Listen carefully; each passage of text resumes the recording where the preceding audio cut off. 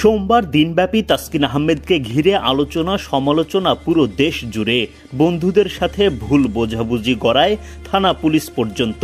তাসকিনের নামে নেতিবাচক শিরোনামে সয়লাব সংবাদ মাধ্যমগুলো। তবে দিন শেষে জানা গেল এই অনাকাঙ্ক্ষিত ঘটনার সাথে জড়িত ছিলেন না এই টাইগার পেসার। ভুল স্বীকার করেছেন থানায় জিডি করা তার সেই বন্ধুও।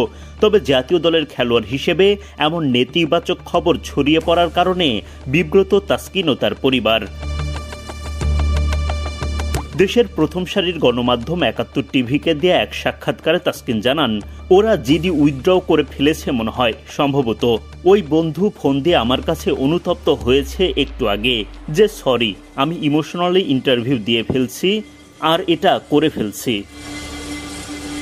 মূলত তাসকিনের বিরুদ্ধে অভিযোগ ওঠে বন্ধুর ওপর শারীরিক নির্যাতনের। তবে এবার জানা গেল সেই অভিযোগ মিথ্যা। গণমাধ্যমকে এমন তথ্য দিয়ে অনুতপ্ত তাসকিনের বন্ধুও। তাসকিন বলেন, অনুতপ্ত হয়েছে কারণ ওর সাথে সমস্যা ছিল রসের। ঘটনার সময় ঘটনার সময় আমি ছিলাম না। ওদের সাথে আমার ৩ জনেরই ক্ষতি যা হওয়ার হইলই। যেহেতু আল্লাহর রহমতে আল্লাহ আমাকে একজন আইকন ক্রিকেটার হিসেবে বানাইছেন, তো কিছু হইলেও তো বিব্রতকর নিউজ সকাল থেকে দেখলো ফ্যামিলির সবাই। ওরা কিন্তু ঠিক আছে, ওরা সবাই ভালো থাকুক। এটা মিথ্যা, আমি কোনো মারামারি করি নাই। বন্ধুর পক্ষ থেকে এমন বিতর্কিত কাণ্ড এরপর পরিবার পর্যন্ত গড়ানোতে বিব্রত তাসকিন। তবে বন্ধুদের প্রতি তিনি কোনো ক্ষোভ রাখতে চান না। বন্ধু হিসেবে ওরা এই কাজটা অবশ্যই ভালো করেনি, বাট ভালো থাকুক ওরা। দোয়া করি ভালো থাকুক। ভুল বুঝতে পারছে, এটাই। ঘটনার সময় আমি ছিলাম না। ওদের সাথে আমার ৩ জনেরই দেখা হয়েছিল। বেসিক্যালি আমার বাবাকে ফোন দিয়ে ওর খালা বিচার দিচ্ছিল, কিন্তু বিচার দেওয়ার এখানে কিন্তু আমার বাবার সম্পূর্ণ কথাটা আসে নাই, কিছু সংখ্যক কথা কিন্তু আসছে।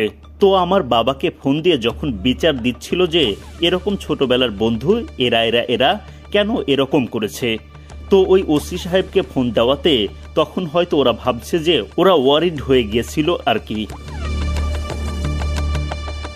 পুরো ঘটনার প্রেক্ষিতে তাসকিনের মন্তব্য, এটা একটা আননেসেসারি হ্যারাসমেন্ট হইল, আর কিছুই না।